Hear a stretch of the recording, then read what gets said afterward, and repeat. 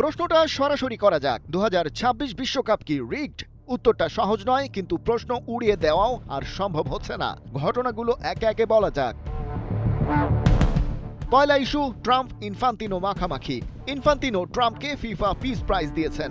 নিজের 37 সদস্যের কাউন্সিলকে পাশ কাটিয়ে পুরস্কারটা তিনি নিজেই বানিয়েছেন। তারপর যখন আমেরিকার প্লেয়ার ফলোরিন বালোগান লাল কার্ড দেখলেন, ট্রাম্প সরাসরি ইনফান্তিনোকে ফোন করলেন। প্রেস কনফারেন্সে নিজেই বললেন, এটা অন্যায়, আমি রিভিউ চেয়েছি। কয়েকদিন পর ফিফা ডিসিপ্লিনারি কমিটি সাসপেনশন বাতিল করল। ফুটবলের নিয়ম পাল্টে দিলেন ইউএস প্রেসিডেন্ট। পরের বিতর্কের ইস্যু আর্জেন্টিনা আলজেরিয়া ম্যাচ। সপ্তাহ দুয়েক আগে আর্জেন্টিনার লিওনেল মেসি আলজেরিয়ার ক্যাপ্টেনকে পেছন থেকে বাজেভাবে চ্যালেঞ্জ করেন। কোনো কার্ড নেই, ভিএআর চেকেরও দরকার মনে করেনি কেউ। আলজেরিয়া আনুষ্ঠানিক অভিযোগ করল, কিন্তু ফিফা নীরব। এরপর আসা যাক মিশর ম্যাচের ভিএআর প্রসঙ্গে। আর্জেন্টিনা ভার্সেস মিশর লড়াইয়ে জিকোর গোল বাতিল হলো, কারণ 20 সেকেন্ড আগে 100 গজ দূরের একটা ফাউল। সাবেক ফিফা রেফারি মার্ক ক্ল্যাটেনবার্গ বললেন, দুটো কারণে সিদ্ধান্তটা ভুল। প্রথমত, ওটা ফাউলই ছিল না। দ্বিতীয়ত, এই ধরনের সিদ্ধান্ত ভিএআর পর্যন্ত নেয়ার কোনো দরকারই ছিল না। একই ধরনের অনেক চ্যালেঞ্জ এই টুর্নামেন্টে হরহামেশাই হচ্ছে, সেগুলোকে ফাউল কাউন্ট করার দরকার কেউ মনে করছে না। পরে সালার জার্সি টানার ঘটনা ভিএআর এড়িয়ে গেল। মিশরের কোচ সরাসরি বললেন, ব্যাপারটা হয়তো মার্কেটিং, মেসিকে টুর্নামেন্টে টিকিয়ে রাখতে হবে। কারো কারো কাছে মিশরের অভিযোগ অযৌক্তিক মনে হবে, কিন্তু কথাটা উড়িয়ে দেয়া কঠিন।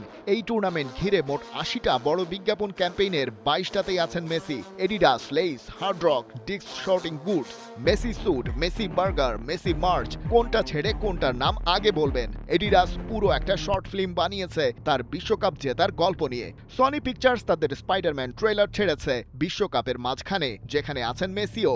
LM10 মাঠে গোল করলে এই সব প্রোডাক্টের কাটতি বাড়ে কয়েক গুণে। তিনি আসলে একজন রিটার্ন মানি মেকিং মেশিন। সোনার ডিম পাড়া হাঁস, তাকে যতক্ষণ বাঁচিয়ে রাখবেন সোনার ডিম আসবেই।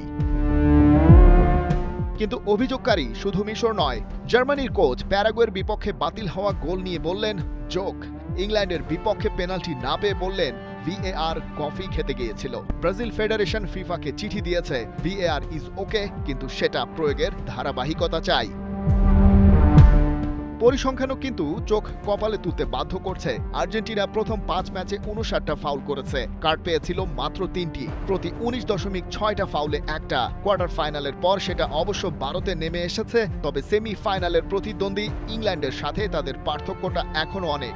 হ্যারি কেইনরা প্রায় 9 ফাউলের বিপরীতে একটা করে কার্ড হজম করেছে। ESPN ট্র্যাক করে দেখেছে, রাউন্ড অফ 32-র মধ্যেই ভিএআর এ 10টি গোল বাতিল হয়েছে। পুরো 2022 বিশ্বকাপে বাতিল হয়েছিল 9টি। তাহলে কি দাঁড়াচ্ছে?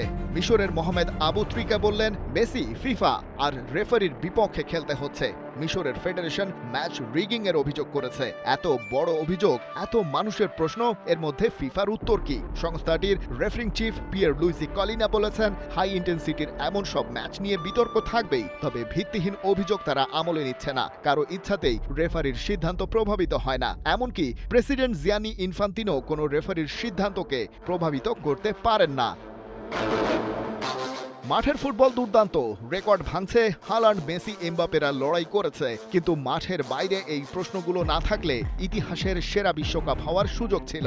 এখন সেই প্রশ্নগুলো মাঠের ভেতরেও ঢুকে যাচ্ছে। এই ওয়ার্ল্ড কাপ কি রিগড বা পাতানো কিনা সরাসরি বলা কঠিন, কিন্তু অসঙ্গতিগুলো এখন আর হেসে উড়িয়ে দেওয়ার মতো অবস্থায় নেই।